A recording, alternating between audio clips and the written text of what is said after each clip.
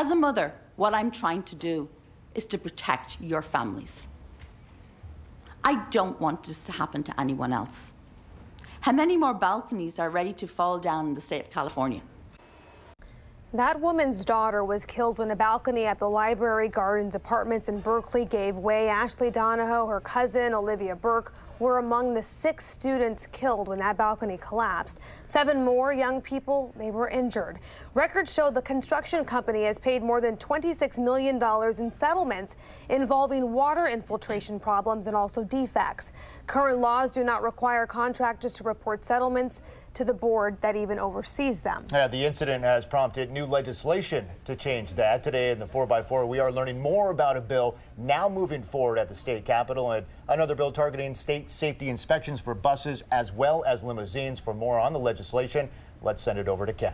Mike, I'm joined now by State Senator Jerry Hill, who has authored this legislation. Let's start with the balconies. Sure. This was a loophole. This company had paid all of these settlements, and the state licensing board had no idea of this. They had no knowledge of it. They were actually embarrassed by the fact that they couldn't take any disciplinary action because they didn't know there was a problem. Right. So what the legislation is doing is trying to allow the contractors license board to look at what information they need so that they can identify these contractors that have had bad behavior, lousy workmanship, problems in the past, so that they can go after their licenses and discipline them if there's been a problem. So in the future, if this bill passes, that means that the licensing board will become aware of these settlements. They will become aware of the problem when it develops, that there have been settlements. And we're trying to find what graduation, what level that we should be to look at to see where a problem develops and where it is. So it will give us the facts that are necessary, give the contractors license board really the tools and the information to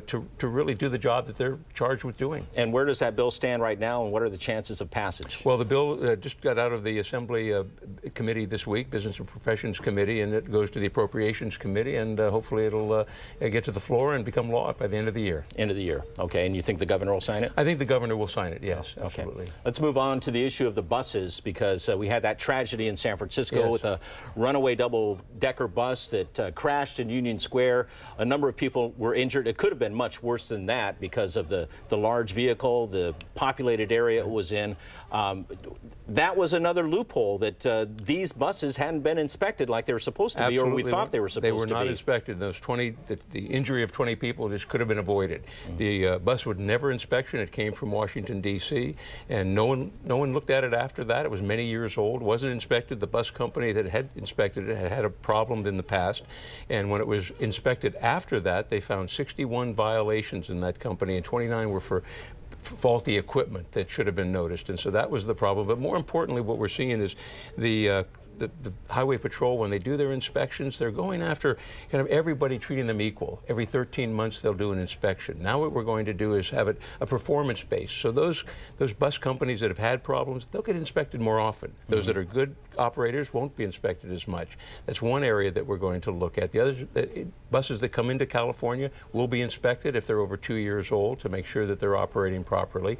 And we'll also do some performance metrics on the inspections, that if they're inspected and they have a problem 3 times in a row, that there's an issue, they could lose their license for that. So we're taking some action to be more proactive, to here again find those bus companies, those operators who have a problem, and get them off the street. But is this going to cost more money for the state of California, because it sounds like there's more inspections that have to be done and our resources are pretty stretched? Well, you're right, Ken, but actually this goes in the other way. Right now the inspections, they're only getting $15 for every bus that's inspected. That's the Highway Patrol. What we put in the legislation is to allow them to recover the cost of those inspections, which could be $300 to $400 for each bus inspected. So we're now subsidizing it. In the future, we won't be. And real quick about the drivers, I understand several of the drivers were driving on suspended licenses. Yes. Is this part of that program as well? It's the thoroughness of the inspection and the thoroughness of the bus operator that will be improved by this legislation. And where's this bill stand and its chances of passage? Well, this bill will be up on